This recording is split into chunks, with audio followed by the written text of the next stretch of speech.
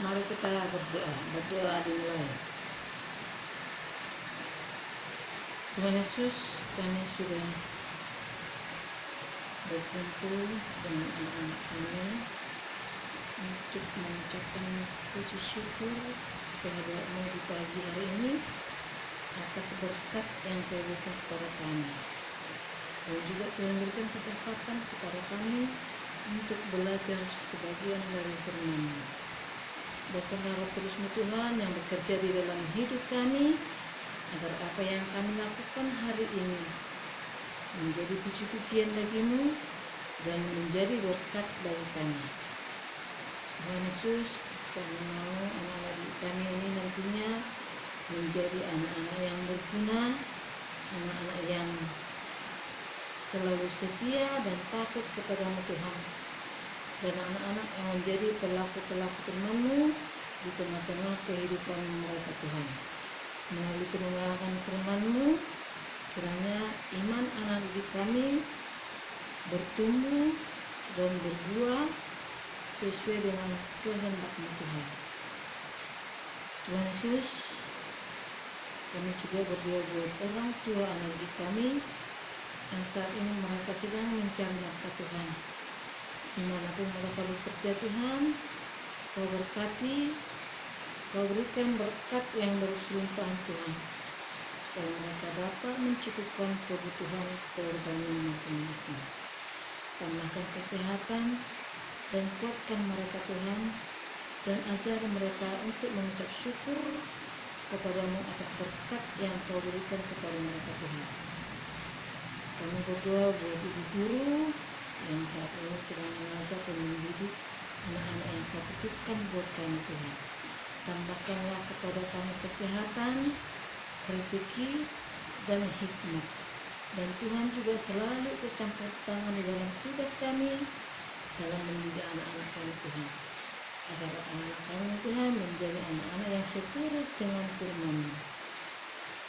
Kami juga berdoa Tuhan dan mohon di pagi hari ini, di mana Tuhan kami belum bisa belajar seperti biasanya.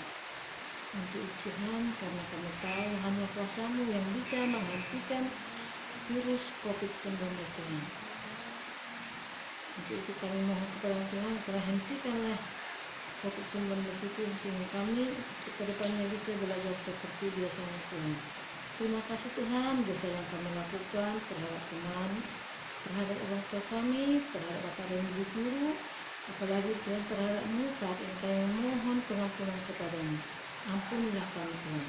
Terimalah doa dan permohonan kami. Amin. Materi kita hari ini yaitu tentang dosa. Ibu mau bertanya kepada anak didik itu, apakah arti dosa itu? Yang kedua, apakah pernah anak didik ibu melakukan dosa, baik terhadap teman, terhadap ibu guru, terhadap orang tua, apalagi terhadap Tuhan? Ya, jawabannya adalah pasti pernah. Seperti yang tertulis dalam Roma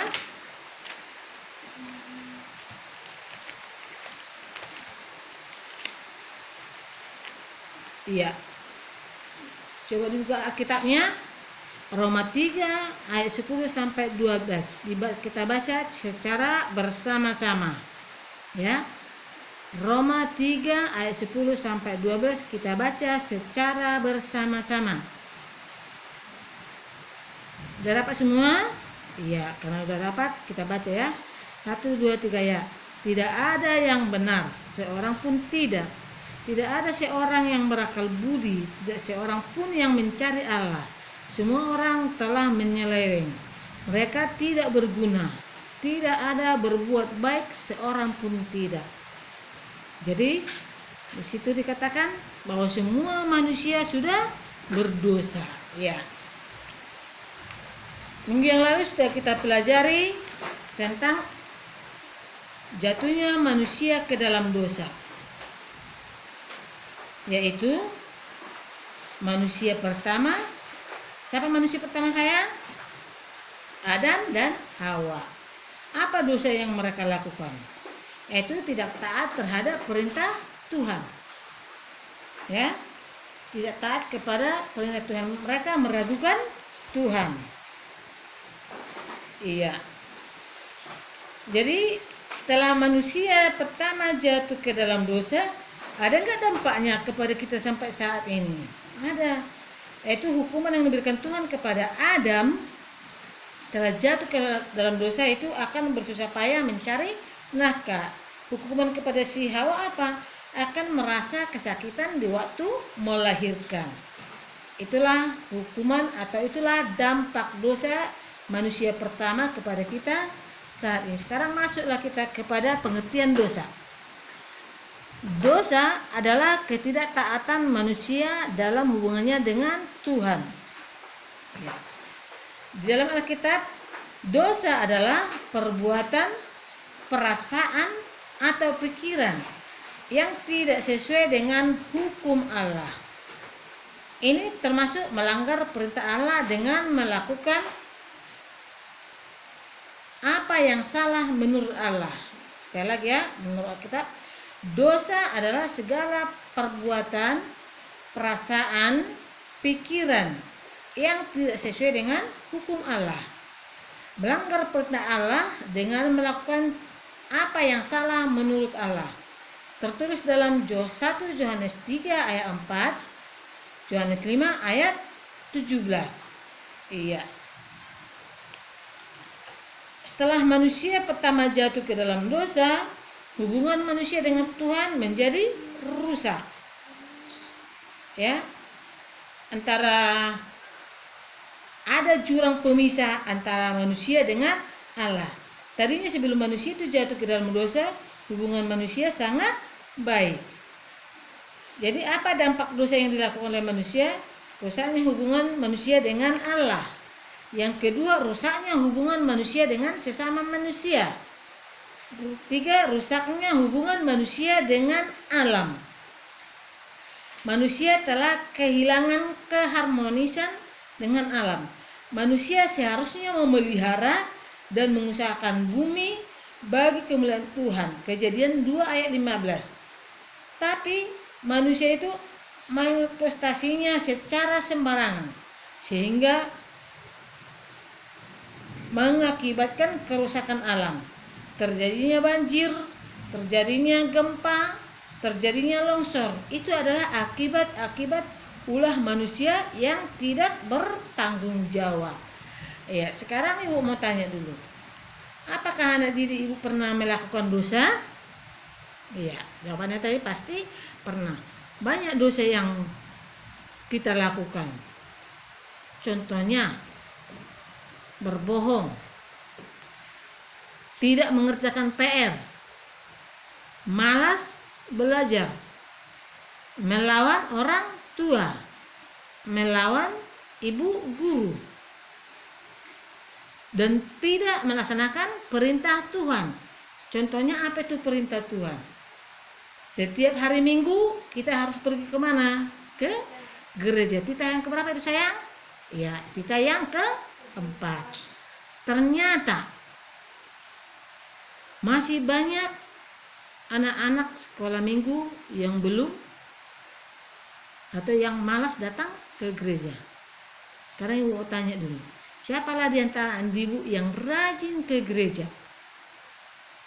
Ya, bagus. Tapi jangan motivasi pergi ke gereja hanya untuk mendapatkan uang jajan. Kalau itu motivasimu ke gereja untuk mendapatkan jajan atau untuk mengelakkan pekerjaan di rumah, itu tidak baik. Berarti kau tidak murni untuk pergi ke gereja, tidak murni untuk memuji nama Tuhan. Ya, malas belajar itu juga dosa. Ada nggak dampaknya dalam hidupmu? Pasti ada. Kalau kau malas belajar, tentu nilaimu akan bagaimana? Akan jelek. Atau bahkan cita-citamu tidak akan tercapai. Ya, itulah dampak dosa yang kamu lakukan. Sedangkan dampak dosa yang dilakukan oleh si Adam sampai sekarang ini kita rasakan. Apalagi dosa yang kita lakukan.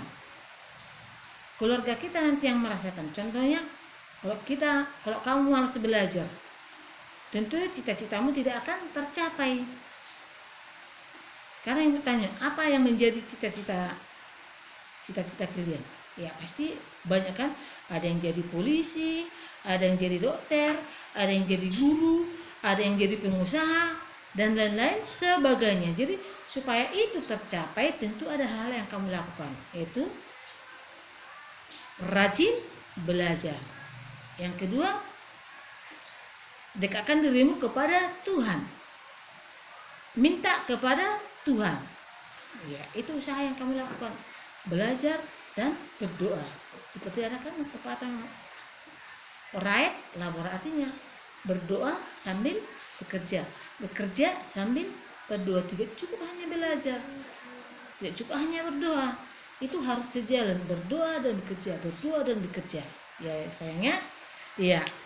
Jadi kita sebagai anak-anak Tuhan yang sudah mengenal Tuhan. Sekarang ibu tanya dulu Lukas 5. Ada nggak di sini anak iblis?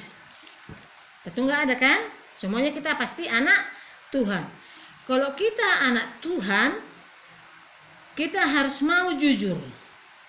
Ya, kita harus mau apa? Jujur. Jangan seperti si Adam dan si Hawa, melempar kesalahan. Tidak ada kejujuran, tidak ada pengakuan. Jadi melalui pelajaran hari ini diminta kita supaya ada pengakuan, ada kejujuran, dan menggantikan yang tadinya kita ada rasa benci, ada rasa iri, ada rasa cemburu dan lain-lain sebagainya. Kita harus mengubah itu semua menjadi kasih, cinta, persaudaraan, pemaaf, kesetiaan, sehingga dengan melakukan itu semua tidak akan sia-sialah pengorbanan Tuhan yang mati di kayu salib untuk menebus dosa-dosa kita. Jadi Yesus itu mati di kayu salib bukan karena perbuatannya, tetapi karena dosa kita. Jadi melalui pelajaran hari ini kita sudah mengenal Tuhan, kita sudah menjadi anak-anak Tuhan. Mari kita sama-sama mengganti yang seperti yang ibu bilang tadi, ada rasa benci, dendam, iri, cemburu, dan ada rasa mau membunuh. Mari kita ganti menjadi apa? Kasih, cinta, persaudaraan, pemaaf, dan kesetiaan, serta jujur dan mau mengakui kesalahan, mau memaafkan kesalahan orang lain, dan kita akan berjanji. Contohnya di sekolah, guru memarahi, kalau tidak dikerjakan PR di sekolah kan dimarahi guru kan. Nah, kalau kita dinasihati guru, kita berjanji, iya Bu, saya tidak akan mengulanginya. Memang betul-betul dari dalam hati kita, jangan hanya di mulut. Ya. Baru yang kedua, kalau kita dimarahi orang tua, jangan terus benci kepada orang tua. Ya. Akui kesalahanmu, iya mak, aku kesalahanmu, aku tidak akan mengulangi lagi mak. Gitu juga kepada Tuhan. Kalau misalnya selama ini kamu tidak pernah atau malah pergi ke gereja, coba akui kepada Tuhan, aku sudah salah, aku sudah tidak pernah lagi pergi ke gereja. Mulai hari ini Tuhan, aku akan berjanji akan selalu rajin ke gereja, aku akan mau melakukan perintahmu. Ya, paham anak didik ibu? Ya. Untuk menutup pelajaran kita hari ini, kita berdoa, ya, yaitu bukunya halaman 21. Di situ ada doa dituliskan, ya, itu kita ucapkan sama-sama. Tutup matanya dan lipat tangannya. Berdoa dimulai. Allah pengasih, kami mengaku bahwa kami adalah orang-orang berdosa yang sering melawan perintah Allah dan juga yang sering melawan perintah orang tua dan juga ibu guru kami. Saat ini Tuhan, kami memohon ampunilah kami ya Tuhan. Tuntunlah kami dengan Roh Kudus-Mu, agar hati dan pikiran kami selalu taat kepada perintah-Mu dan juga terhadap perintah ibu guru dan juga perintah orang tua kami. Dalam nama Tuhan Yesus kami berdoa. Amin.